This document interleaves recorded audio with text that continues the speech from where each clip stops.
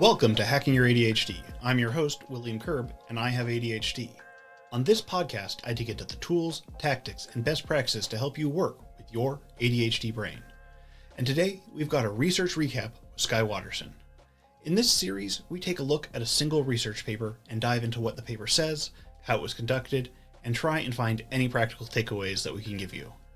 In this episode, we're going to be discussing the default mode network. As this is a new series, we're going to be figuring out what works and what doesn't, and I'd love to hear what you all think of it. So, if you have any thoughts, head on over to hackingYourADHD.com/contact and let me know. Alright, with that said, let's get on with the show. This time, we're looking at an article from the Journal of Neuroscience and Therapeutics from 2024 called The Interference of Default Mode Network on Attention Networks in Adults with Attention Deficit Hyperactivity Disorder and its Association with Genetic Variants and Treatment Outcomes. Yeah. Bit of a word salad, lots to go on there. They wanted to get all the keywords in. The big takeaway from this is we're talking about the default mode network today. Yeah. So, let's hear a little bit about this paper. Yeah, so basically this paper was really interesting. They did, I'm just going to read it, voxel-based whole brain connectome analysis. So some pretty cool genetic and also brain analysis with 84 adults with ADHD and 89 healthy controls. I love to say that. But 89 controls to identify what's going on in the brain, specifically looking at the default network. And I know because you've talked about the default network before, do you want to give us a little definition of what this is? Yeah, and before that, also just come in to let people know that the connectome is the new way that they're mapping the brain. It's very pretty. So when we think about all the lobes and stuff, that is like thinking about the brain in terms of like continents, whereas with this, it's looking at like cities, and from what I've read, they're like, it's not even close to being really mapped that way. No. They're like, we want to go down to neighborhoods. It looks like a beautiful like node network, just lots of different colors going everywhere. Yeah.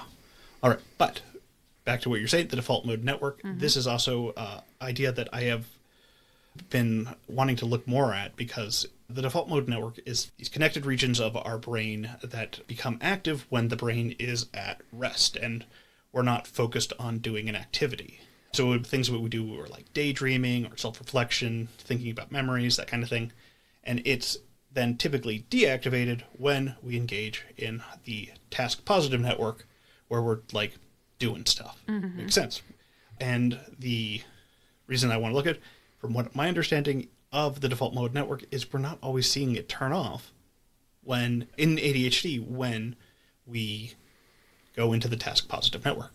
So we have these regions of the brain responsible for daydreaming while we're doing stuff. Yeah, definitely.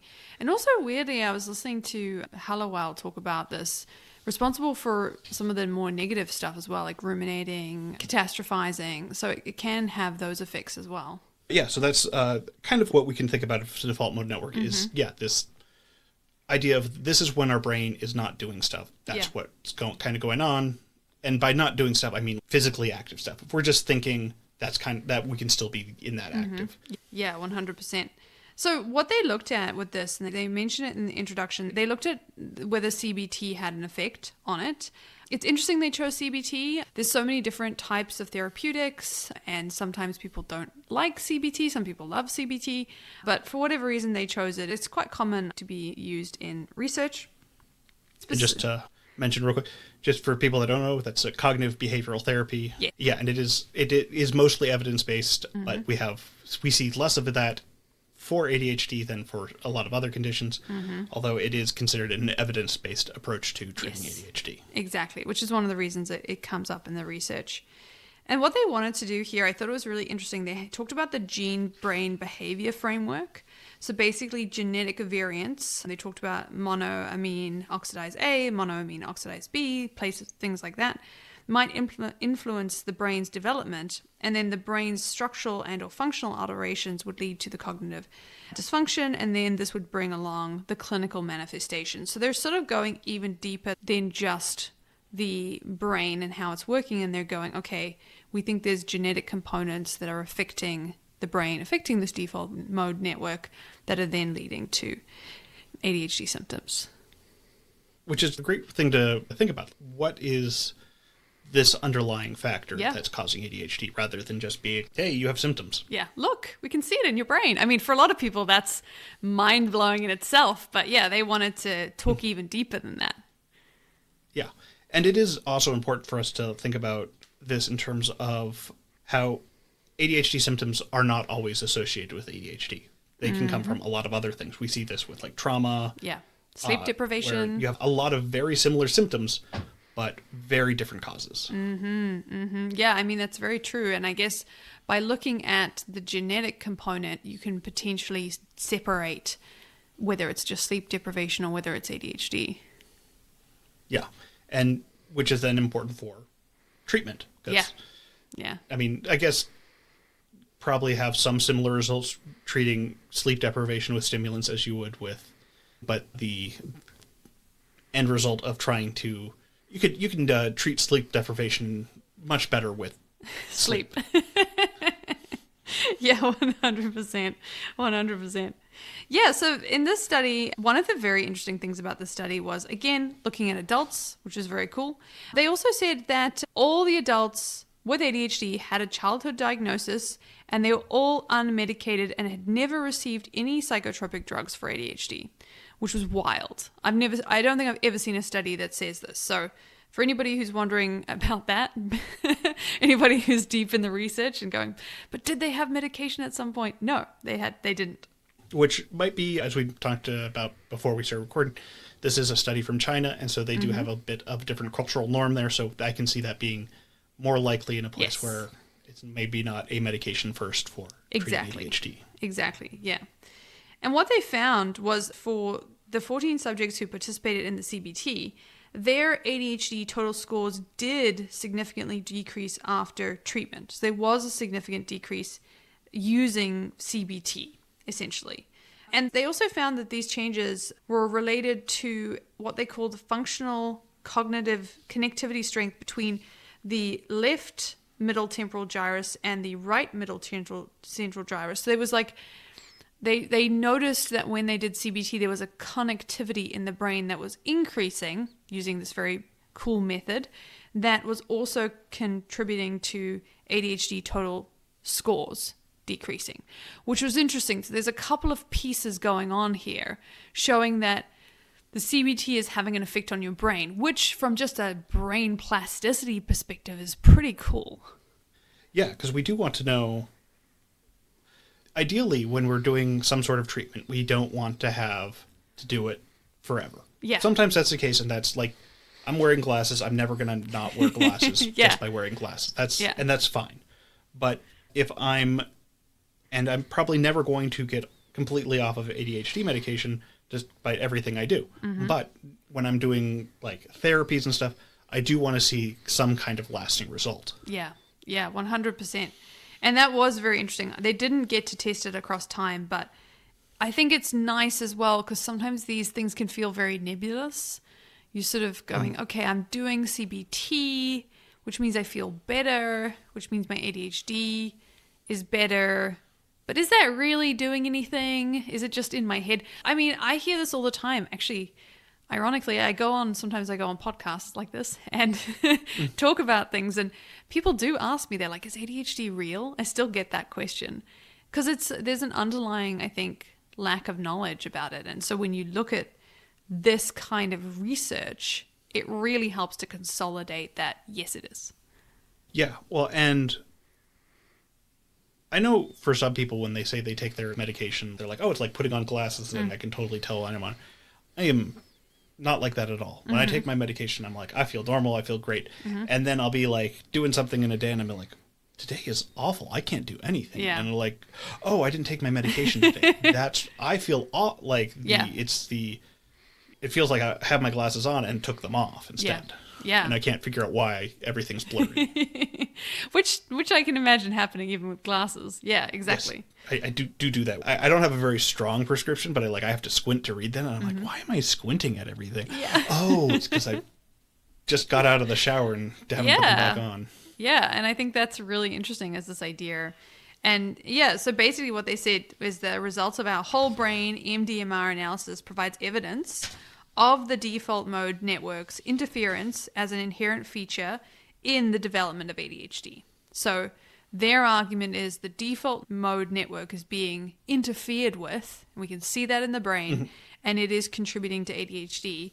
And if you do CBT, then it can help to reduce that interference. At least in the short term, they didn't test it in the long term. Yeah.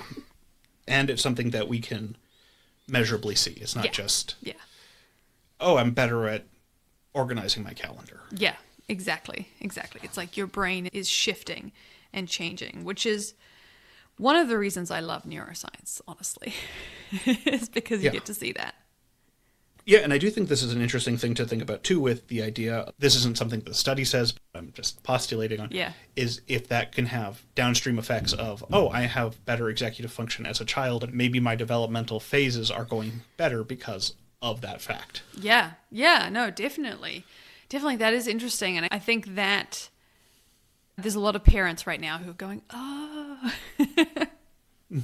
Yeah, I mean, I have read studies that show that medication has that effect, and it's where if you are treating your ADHD as a child, you have less symptoms as an adult, which is fantastic. But is, again, early studies are like, yeah, this is what we're seeing, but we're not completely positive. Maybe there's some other effects going on here. We don't have direct correlation, but we are seeing that, and I think that's one of the, big differences I see, too, when I'm talking to people who are listening to the show. So I have a lot more late diagnosed people, and they're like, how could things have been different? And I'm like, this is one of the ways. Yeah. Yeah, there's just so many differences. And I also think just understanding, to come back to it, the CBT, this idea of what it would be like to have a sense of emotional regulation. I mean, I don't know how many people my age got, I didn't know about CBT until I started studying it in university. That was kind of my first introduction to a lot of that stuff. Yeah, because it's a really interesting thing to be like, oh, I'm just going to be questioning my own thoughts. Like, is what I'm saying in my head true? Can I, because a lot of times with ADHD, we have this black and white thinking where it's like, oh, I can never find my key. Like, I can never get out the door on time. Yeah. And this is like, well, is that true? Are there things I can do about that? And it's like, oh, that is true. I can do things about that. But it does feel like in my head when I say I can never be somewhere on time. Yeah. That feels true too, but it's important to be able to question that. Which is, again, that default mode network, that demon idea that Hallowell talks about, where he's like, we tend to have this background network that won't turn off. It's kind of hanging out in the background being like, oh, and this, and have you thought about this? Because we're dopamine seeking, and sometimes the negative stuff, unfortunately, is dopamine. Yeah, it's one of those things. Yeah, well, that's why they're doing CBT.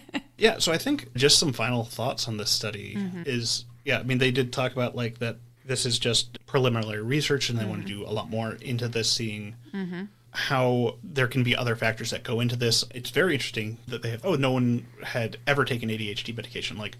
Would that have made a difference? Now that we know that, maybe we could see if there's a difference there. Yeah. Or they talk about finding out if there's any particular influences based on sex, and seeing what that might have an effect on how these brain regions work. Yeah, 100%. Which I think is especially with this recent groundswell of women being diagnosed.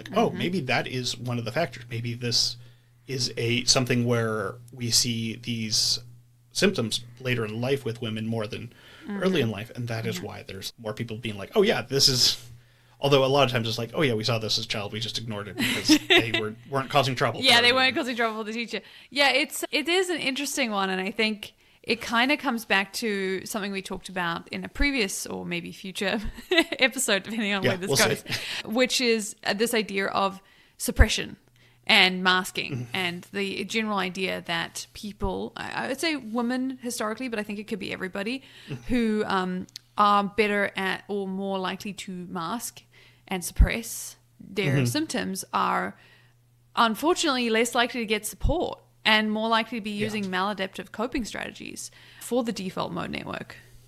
Yeah, we also see this default mode network playing a very strong role in the ways we do see inattentive ADHD manifesting with being like spacing out and not listening entirely to a conversation. I know I have this thing where I've had this discussion with my wife. It's like, if you're talking to me while I'm driving, sometimes I'm just not listening.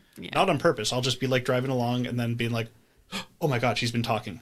How long? I have no idea what the conversation's about. And I'll be like, sorry, I wasn't listening. Yeah. Just because I want to be like, hey, I wasn't listening, but I do want to hear what you have to say.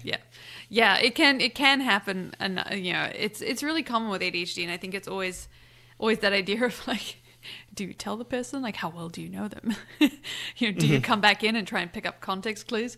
Yeah, it's interesting. I think there is a sense of, I guess, if we were to come back to it, that in this paper with CBT and all that kind of stuff, it's like, if you're struggling, you should get some support.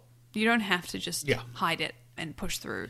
It's probably not good for you. It's not probably good for your brain. We're actually seeing differences in your brain if you get some support. Yeah, absolutely.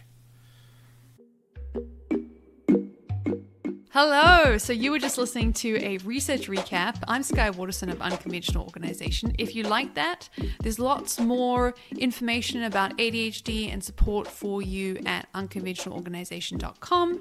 You can go ahead and check that out. Lots of free resources, lots of strategies, and if you want to join our programs, you can do that as well. And we'll see you there, Unconventional Organization.